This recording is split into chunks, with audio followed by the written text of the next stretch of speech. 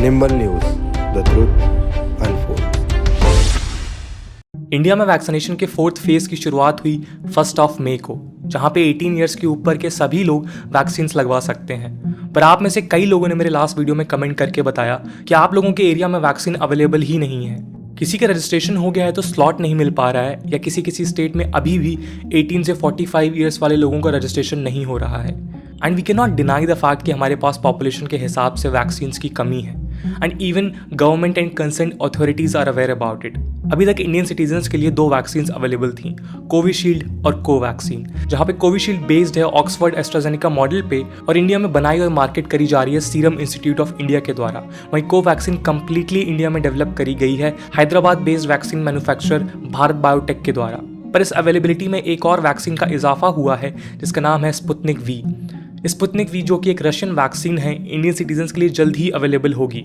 1 मई को Russian vaccine की 1.5 lakh dose already Hyderabad में डॉक्टर रेड्डीज लेबोरेटरी को डिलीवर करी जा चुकी हैं, जो इंडियन पार्टनर है स्पुतनिक वी के।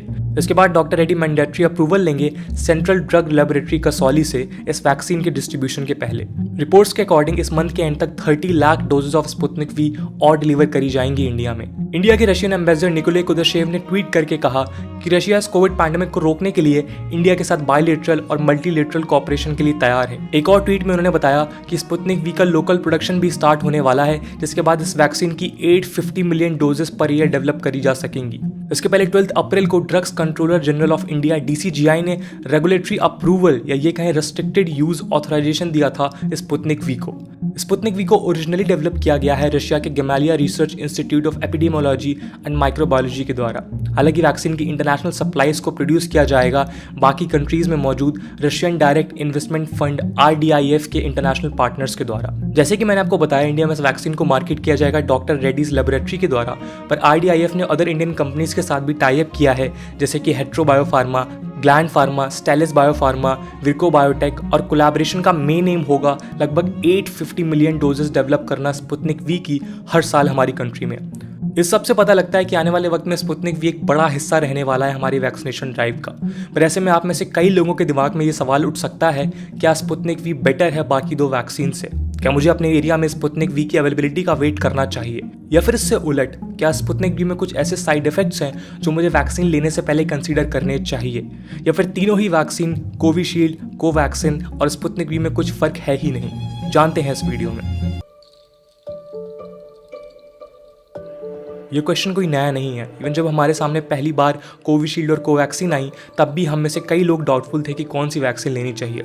एंड ये डाउट इतना कॉमन था कि इस बात को ministry of health and family welfare को अपने फ्रीक्वेंटली आस्क्ड क्वेश्चन के सेक्शन में आंसर करना पड़ा। उन्होंने कहा कि दोनों वैक्सीन के बीच कोई हेड टू हेड कंपैरिजन नहीं है, तो कोई भी एक वैक्सीन को दूसरे के ऊपर चूज नहीं किया जा सकता। दोनों ही वैक्सीन इन्फेक्शन को प्रिवेंट करने में और किसी इंसान को डिजीज के सीवियर स्टेट में जाने से बचाएंगी, और लॉन्ग टर्म में ये एल्डर सिटीजन्स या ऐसे पेशेंट्स जिन्हें ऑलरेडी कोई सीवियर बीमारी है उनको डेथ से बचा सकती हैं अगर वो इन्फेक्टेड हो जाते हैं। And now there is one more vaccine, and most probably government का जवाब भी इस बार एकदम सिमिलर होगा for the comparison of 3 vaccines. पर क्या इसका मतलब यह है कि तीनों ही वैक्सीन एकदम सिमिलर हैं और एक ही तरीके से बनाई गई हैं, और क्या इनके एफिकेसी रेट भी सेम है? तो इसका जवाब है नहीं। तीनों ही वैक्सीन की डेवलपमेंट से लेके उनकी डोज दिए जाने की जर्नी अलग अलग है। बात करें कोविशील्ड की, जिसे सीरम इंस्टीट्यूट ऑफ इंडिया बना रहा है, और ये वैक्सीन बेस्ड है सेम पेटेंट टेक्नोलॉजी पे जो एस्ट्राजेनेका वैक्सीन ने यूज़ की है यूके में। ये वैक्सीन एक वायरल वेक्टर वैक्सीन है जो चिंपैंजीज में पाए जाने वाले एडिनो वायरस को वीक करके बनाई गई है, जबकि इंडिया में बनी कोवैक्सीन एक ट्रेडिशनली मेड वैक्सीन है जिसे हम इनएक्टिवेटेड वैक्सीन भी बोल सकते हैं, क्योंकि इसको बनाने के लिए डेड कोरोना वायरस को यूज़ किया गया है। इसके बाद बात आती है इंडियन सिटीजन्स के लिए यूज़ की जाने वाली नई वैक्सीन स्पुतनिक वी की। तो ये भी वायरल वेक्टर वैक्सीन है जो कोल्ड टाइप वायरस को यूज़ करती है एज ए कैरियर इंजीनियर्ड करने के बाद, ताकि वो हार्मलेस हो जाएं। इसके बाद बॉडी को ये carrier small fragment of corona virus deliver करते हैं। इसके बाद बॉडी एक्सपोज हो जाती है वायरस के एक जेनेटिक कोड के पार्ट के सामने, और इस तरीके से हमारी बॉडी रिकॉग्नाइज करना सीख जाती है कोरोना वायरस को। तब तक हमारा इम्यूनिटी सिस्टम रेडी हो चुका होता है to fight against corona virus. इन तीनों ही वैक्सीन की 2 डोज लेनी होंगी। कोविशील्ड के केस में पहली और दूसरी डोज के बीच में 6 to 8 वीक्स तक का डिफरेंस हो सकता है। कोवैक्सीन की दूसरी डोज पहली डोज से 4 to 6 वीक्स के बाद दी जानी चाहिए, जबकि स्पुतनिक वी की 2 डोजेस के बीच में 21 डेज का डिफरेंस रिकमेंडेड है। पर बाकी वैक्सीन और इस वैक्सीन की 2 डोजेस के बीच में कुछ डिफरेंस है। Sputnik V first and second dose के लिए 2 अलग अलग वेक्टर्स यानी कैरियर्स को यूज करता है। ये दोनों ही कैरियर कोरोना वायरस के डिस्टिंक्टिव स्पाइक को अटैक करते हैं। 2 अलग अलग वर्जन ऑफ वैक्सीन को यूज करने के पीछे का आइडिया ये है कि 2 डिफरेंट फॉर्मुलाज बॉडी को ज्यादा बेहतर तरीके से इम्यून करेंगे as compare to using the same version twice. Storage की बात करें तो कोविशील्ड और कोवैक्सीन को सिमिलर कंडीशंस में स्टोर किया जा सकता है जो कि 2 से 8 डिग्री सेल्सियस के बीच में है, पर स्पुतनिक वी को लिक्विड फॉर्म में -18.55 डिग्री सेल्सियस की जरूरत होती है, जबकि ड्राई फॉर्म में इसे भी 2 से 8 डिग्री सेल्सियस तक की जरूरत होती है। प्राइसेस की बात करें तो सीरम इंस्टीट्यूट ऑफ इंडिया ने पहले कहा था कि स्टेट गवर्नमेंट्स को 400 रुपीज़ और प्राइवेट हॉस्पिटल्स को 600 रुपीज़ पर डोज देने होंगे, पर बाद में स्टेट गवर्नमेंट्स के लिए इसका प्राइस 100 रुपीज़ कम करके 300 रुपीज़ कर दिया गया। इसका मतलब स्टेट्स को 600 रुपीज़ देने होंगे एक सिटीजन के कंप्लीट वैक्सीनेशन के लिए, जबकि प्राइवेट हॉस्पिटल्स के लिए ये प्राइस 1200 रुपीज़ होगा। वहीं बात करें कोवैक्सीन की तो इसके प्राइसेस में भी चेंजेस आए हैं। पहले ये कहा जा रहा था कि स्टेट गवर्नमेंट के लिए इसके प्राइस 600 रुपीज़ पर डोज रहने वाले हैं, पर बाद में 200 रुपीज़ घटा के 400 रुपीज़ कर दिए गए। पर प्राइवेट हॉस्पिटल्स के लिए अभी भी प्राइस सेम रहने वाला है जो कि 1200 रुपीज़ पर डोज है। स्पुतनिक वी के प्राइसेस अभी तक ऑफिशियली अनाउंस नहीं किए गए हैं, पर ग्लोबली इसका प्राइस लगभग $10 यानी अप्रॉक्सीमेटली 750 रुपीज़ पर डोज है। पर इसमें से हमको कितने पैसे देने होंगे? तो ज़्यादातर स्टेट्स ने अनाउंस कर दिया था कि 1 मई से शुरू हुई 3rd फेज ऑफ वैक्सीनेशन में 18 to 45 ईयर वाली पॉपुलेशन को फ्री वैक्सीन प्रोवाइड कराई जाएंगी गवर्नमेंट फैसिलिटीज़ में। पर कुछ ऐसे स्टेट्स भी थे जिन्होंने वैक्सीन की अवेलेबिलिटी को लेकर शिकायत करी थी। ऐसे स्टेट्स में वैक्सीन के प्राइसेस को लेकर अभी के लिए डाउट है।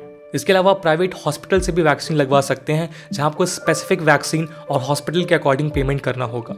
अब फाइनली बात आती है एफिकेसी की, एक्यूरेसी की, और वैक्सीनेट होने के बाद आप किस हद तक इन्फेक्शन के अगेंस्ट इम्यून हो सकते हैं। कोविशील्ड ने लास्ट ईयर नवंबर में अपने ट्रायल्स को कंप्लीट किया था जिसमें उसका एफिकेसी रेट 70% आया था। हालांकि कोविशील्ड वैक्सीन के बारे में ये बात कही जा रही है कि ये एफिकेसी रेट काफ़ी बढ़ जाता है अगर फर्स्ट एंड सेकेंड डोज के बीच 2 से 3 मंथ्स तक का गैप रखा जाए, और इसी वजह से गवर्नमेंट ने national expert group on vaccine administration की रिकमेंडेशन के बाद कोविशील्ड की 2 डोजेस के बीच का डिफरेंस बढ़ा दिया था। वहीं इंडिया में बनी कोवैक्सीन जो इस वैक्सीन की रेस में एक लेट एंट्री है, उसने फरवरी के एंड तक अपने मेजर ट्रायल्स खत्म कर लिए थे और इंटरम रिजल्ट्स और क्लिनिकल स्टडीज़ के अकॉर्डिंग भारत बायोटेक की कोवैक्सीन की एफिकेसी 78% है।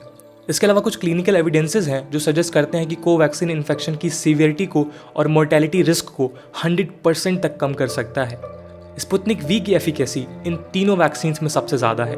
फरवरी में इस वैक्सीन के फेज 3 का इंटरम डेटा सामने आया जिसमें इसकी एफिकेसी 91.6% आई। इस वैक्सीन के ट्रायल में 19,866 वॉलंटियर्स ने पार्टिसिपेट किया था जिन्हें first and second dose of Sputnik V दी गई, जिसके बाद फाइनल कंट्रोल पॉइंट में 78 कन्फर्म्ड कोविड-19 के केसेस आए। So now after understanding the development, efficacy and the accuracy related to the vaccine, हम सब अब शायद वैक्सीन लेने के लिए तैयार हैं। पर क्या कुछ साइड इफेक्ट्स हैं जो हम एक्सपेक्ट कर सकते हैं वैक्सीन लेने के बाद?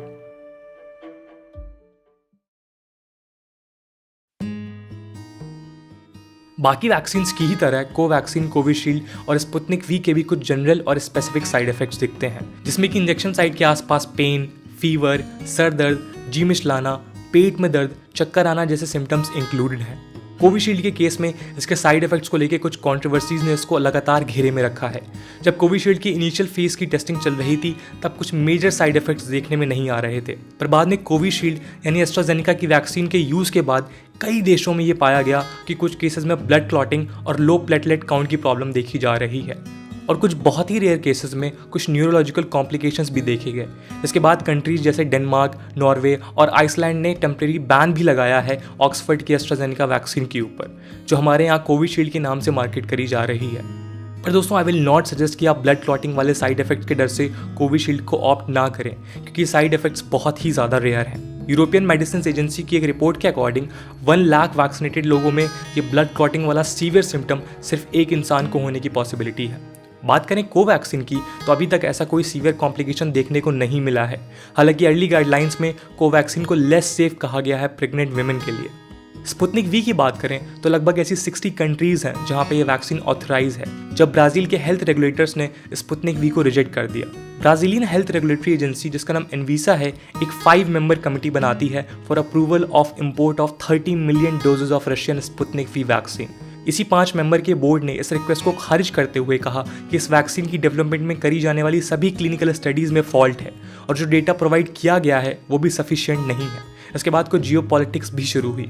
रशियन डायरेक्ट इन्वेस्टमेंट ने एक 3 पेज का स्टेटमेंट इशू किया जिसमें यह साफ कहा गया कि दर्जनों रेगुलेटर्स ने स्पुतनिक वी को अप्रूव किया है और एनवीसा का ये डिसीजन पॉलिटिकली इन्फ्लुएंस्ड है। और साथ ही साथ यूएस के ऊपर भी एलिगेशंस लगाए गए कि यूएस ने ब्राज़ील को कन्विंस किया है रशियन वैक्सीन को ना खरीदने के लिए। बट इस केस में भी मैं आपसे ये कहूँगा कि अपार्ट फ्रॉम ग्लोबल एक्सेप्टेंस और रिजेक्शन, हमें अपने रेगुलेटर्स पे पूरी तरह भरोसा होना चाहिए। अगर इंडियन गवर्नमेंट, DCGI और बाकी कंसर्न अथॉरिटीज़ ने इसको अप्रूव किया है तो इसके रिस्क और ऑथेंटिसिटी को वेरीफाई करने के बाद ही किया है।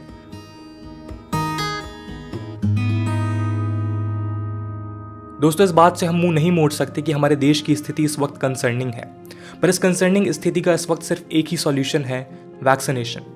कुछ बहुत ही रेयर केसेस हैं जहां पे कि इंडिविजुअल के वैक्सीनेशन को मॉनिटर करने की जरूरत है। इसके अलावा अगर आप एकदम स्वस्थ हैं, मस्त हैं और सिर्फ इस बात से डर रहे हैं कि वैक्सीन असरदार साबित होगी या नहीं, या फिर आप एक वैक्सीन के ऊपर दूसरी वैक्सीन को तवज्जो दे रहे हैं, तो ये एक बहुत समझदार डिसीजन नहीं होगा, क्योंकि तीनों ही वैक्सीन के सीवियर साइड इफेक्ट्स ना के बराबर हैं। और वैक्सीन ना लेने से आप सिर्फ खुद के लिए खतरा नहीं बढ़ा रहे हैं, बल्कि एक्सपर्ट्स का मानना है कि अगर हम वैक्सीनेशन की प्रोसेस को डिले करेंगे तो वायरस को हम अपॉर्चुनिटी दे रहे हैं कि वो अपने नए स्ट्रेन्स को डेवलप कर पाएं, जो हम बिल्कुल भी नहीं चाहते हैं। So I hope and I request कि आप अपने आप को जल्द से जल्द वैक्सीनेशन के लिए रजिस्टर कराएंगे। हाँ, अभी वैक्सीन की थोड़ी सी कमी है, पर ये वक्त है पेशेंस दिखाने का। अपने आप को रजिस्टर कराएं और जब भी आपको स्लॉट मिले तो वैक्सीन लगवाने ज़रूर जाएं, ताकि हम एक देश के तौर पे अपनी पॉपुलेशन का एक बड़ा हिस्सा वैक्सीनेट करा सकें।